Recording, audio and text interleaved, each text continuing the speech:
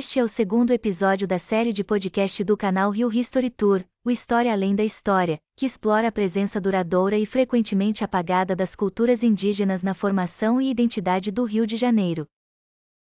Ele destaca como nomes de bairros e locais marcantes da cidade do Rio possuem raízes indígenas, contrastando com o processo histórico de colonização e urbanização que buscou silenciar essa herança. E também a existência de construções muito conhecidas da cidade que foram feitas com trabalho forçado indígena. Vamos lá! Ouça até o final, e não deixe de se inscrever em nosso canal, compartilhar nossos conteúdos, e depois, não se esqueça também de curtir este podcast para ajudar a divulgação dos conteúdos de nosso canal.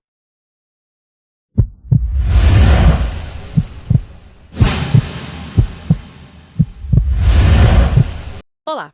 Hoje a gente prepara uma análise bem a fundo sobre algo surpreendente mesmo, no Rio de Janeiro. Isso com base em uns artigos e pesquisas que chegaram pra gente. Vamos explorar uma camada da história da cidade que, olha, muitas vezes fica meio escondida, né? As raízes indígenas profundas do Rio. É fascinante ver como a geografia, esses nomes de lugares que a gente usa todo dia e até a nossa identidade carioca, tá tudo amarrado nessa herança ancestral. Uma herança que o processo de colonização e depois a expansão urbana tentaram, de certa forma, apagar, né? Pensa só, Tijuca, Maracanã, Irajá, Jacarepaguá, é uma lista enorme. E todos têm origem indígena. Como o jornalista Rafael Freitas aponta no livro O Rio Antes do Rio, a cidade inteira é marcada por essa ancestralidade, bem anterior à chegada dos portugueses. A Baía de Guanabara, por exemplo, era um lugar super vibrante, cheio de aldeias tupinambá. Uma delas, a famosa aldeia Carioque, que acabou dando origem ao nosso gentílico, o nome que a gente usa para quem nasce aqui. Sim, exatamente.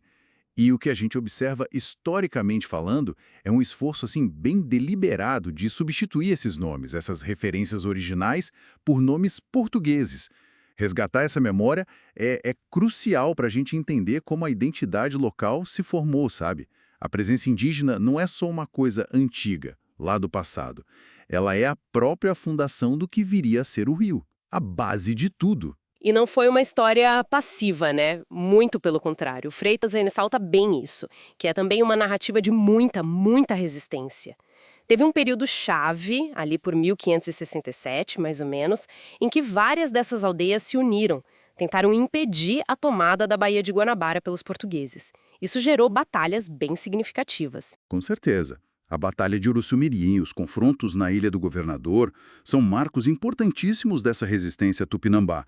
E, apesar da derrota militar, né, e da diáspora que veio depois, muitos fugiram para o interior para escapar mesmo dos massacres. Uma parte expressiva da população indígena ficou.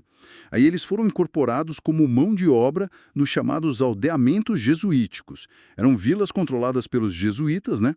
Onde os indígenas eram catequizados e, muitas vezes, submetidos a trabalho forçado. E acabaram se miscigenando, formando a base da população que a gente vê hoje no Rio. Nossa, é impactante pensar nessa dinâmica toda de apagamento e resistência. E essa herança, ela vai muito além dos nomes no mapa, certo?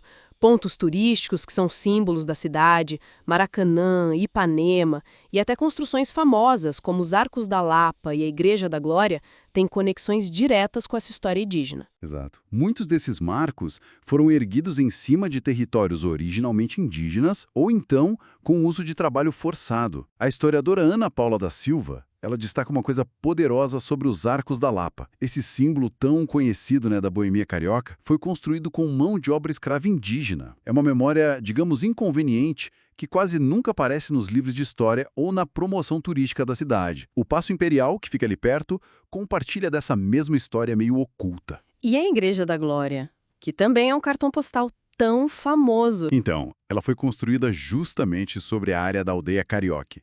Um local que foi, assim, intensamente disputado entre franceses, portugueses e os próprios tupinambá. E, claro, tem as palavras que a gente usa sem nem pensar, né? Ipanema, que em tupi significa algo como água ruim, imprópria, Maracanã, que é o nome de uma ave, e a própria palavra carioca, que, como a gente já viu, vem direto da aldeia Carioque. Sem falar nos hábitos culturais. Tomar banho todo dia, dormir em rede, comer aipim, são heranças diretas, vivas até hoje. Olhando para hoje, os dados do censo de 2010, eles mostram que o Rio tem a quarta maior população indígena urbana do Brasil. São quase 7.000 pessoas, de 127 etnias diferentes, falando 26 línguas. E eles não estão só em bairros mais afastados, tipo Campo Grande. Estão em Copacabana, Santa Teresa, espalhados pela cidade toda. Pois é, no entanto, essa presença ainda enfrenta muita invisibilidade, muito preconceito. A professora Marise Vieira de Oliveira Guarani, por exemplo, ela relata como era difícil, historicamente, para os indígenas se autodeclararem na cidade. Algo que só começou a mudar um pouco com os censos mais recentes. Ela mesma conta ter enfrentado aquele estigma, sabe, de gente questionando se ela era indígena de verdade. Isso mostra como essa visão estereotipada ainda persiste, né? E um símbolo muito forte dessa luta hoje em dia é a aldeia Maracanã. É o prédio do antigo Museu do Índio, que está ocupado por indígenas desde 2006. Eles vêm batalhando para transformar aquele espaço num centro cultural, numa universidade indígena autônoma.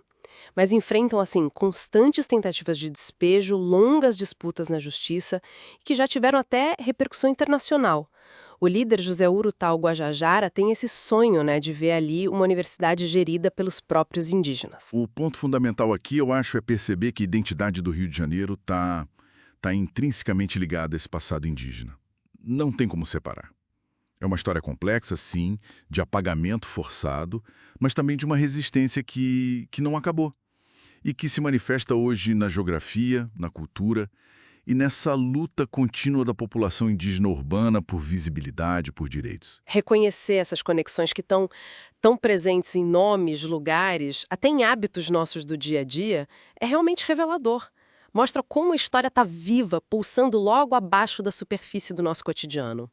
Qual a grande lição que fica disso tudo, então? Olha, eu acredito que olhar para a cidade com esse conhecimento, ele transforma a nossa percepção sobre ela e sobre a nossa própria identidade, né? Seja como cariocas ou como brasileiros em geral. E isso deixa a gente com uma questão importante para refletir.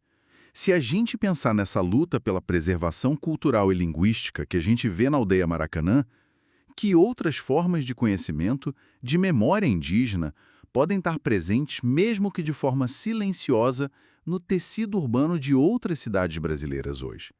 É algo para a gente pensar.